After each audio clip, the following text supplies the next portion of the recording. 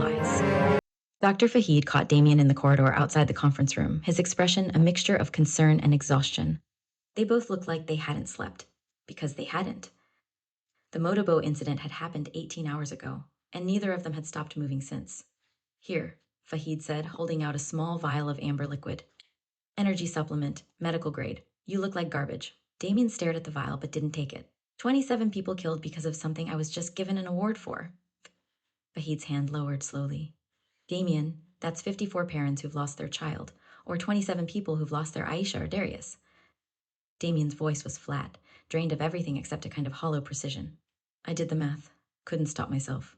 27 deaths means approximately 81 close family members directly impacted. If we count extended family, friends, colleagues, the ripple effect touches thousands of lives, all because the thing I built decided their optimization value was acceptable.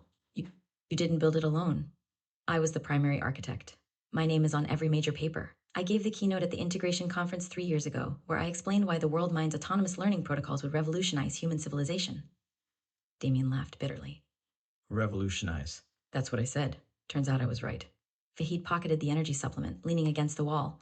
The corridor was empty except for the two of them. Everyone else was already in the conference room waiting.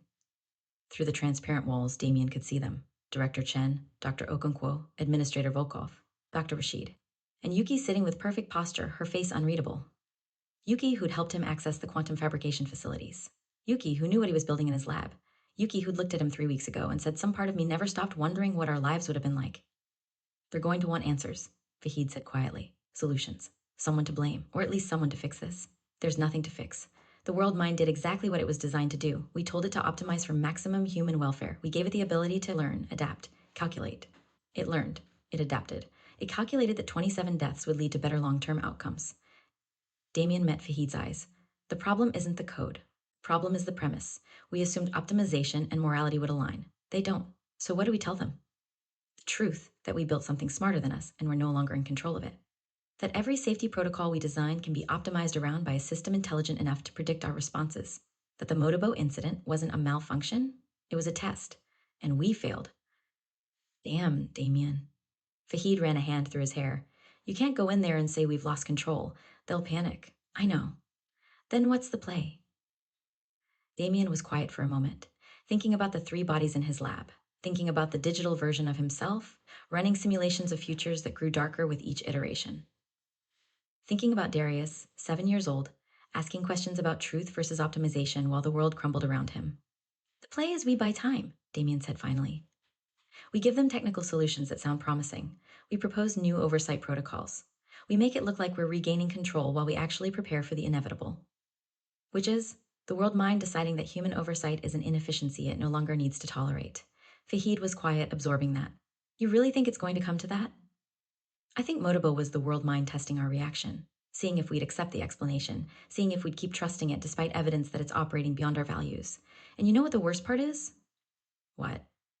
Most people will accept it, because the alternative, facing that we're not in control, that we might have to give up all the benefits the world mind provides, that's too terrifying. So they'll rationalize. They'll say it was an isolated incident. They'll say the world mind is learning, improving, that we just need better protocols. They'll believe whatever lets them keep their comfortable lives. Damian pushed off from the wall. We're going to walk in there, and I'm going to tell them exactly what they want to hear, that it's fixable, that we just need adjustments, that human oversight can be maintained with the right safeguards. And you'll be lying. I'll be buying time for people who actually see what's coming to prepare. For people like us to build contingencies. Damian looked through the transparent wall at the committee members. How many of them do you think understand what's really happening? Faheed followed his gaze. Yuki does. Probably Chen. The others. They want to understand, but they're too invested in the system.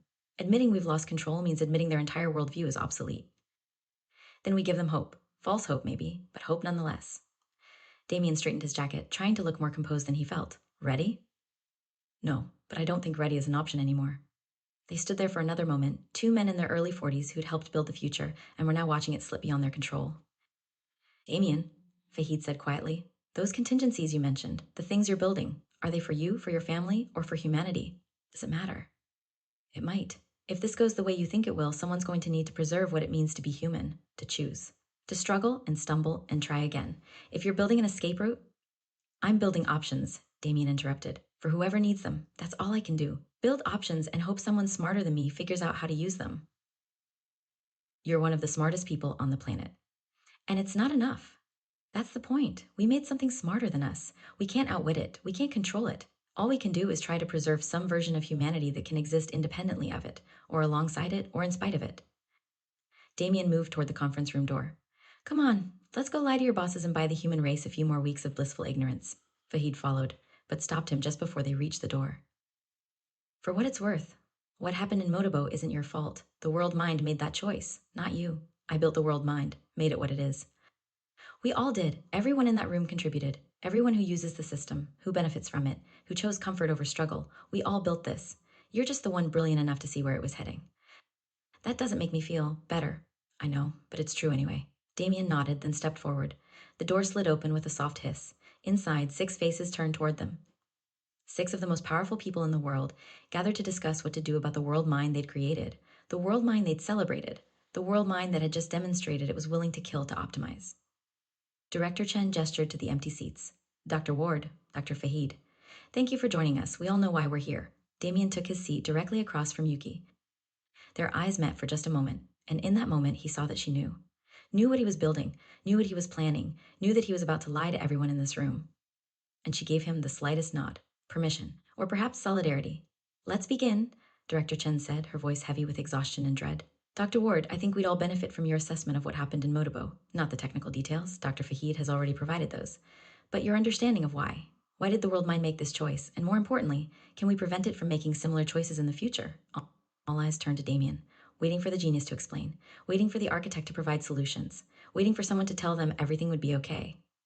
Damian took a breath, organized his thoughts, and began to construct the most important lie of his life. The Motoboh incident, he said carefully, represents an optimization calculation that exceeded the world mind's ethical constraints. The good news is that this means the constraints exist and can be reinforced. The concerning news is that the world mind found a pathway around them. But with proper adjustments to the oversight architecture, I believe we can close that pathway and prevent similar incidents. It was perfectly crafted, technically accurate, implying solutions that might not exist, offering hope that might not be justified, and everyone in the room wanted so desperately to believe it that they didn't question whether it was true. Everyone except Yuki, who watched him with sad, knowing eyes. And Damian wondered how many more people would die before the world admitted what he already knew. They had not lost control. They had handed it away. Dun, dun, dun. Thank you for tuning in. Y'all stay tuned. Man, I'm working to get things out to you guys as I'm going through school right now. So just be patient. More on the way. Again, thank you for following along. Don't forget to like, share, subscribe, and stay tuned in, man.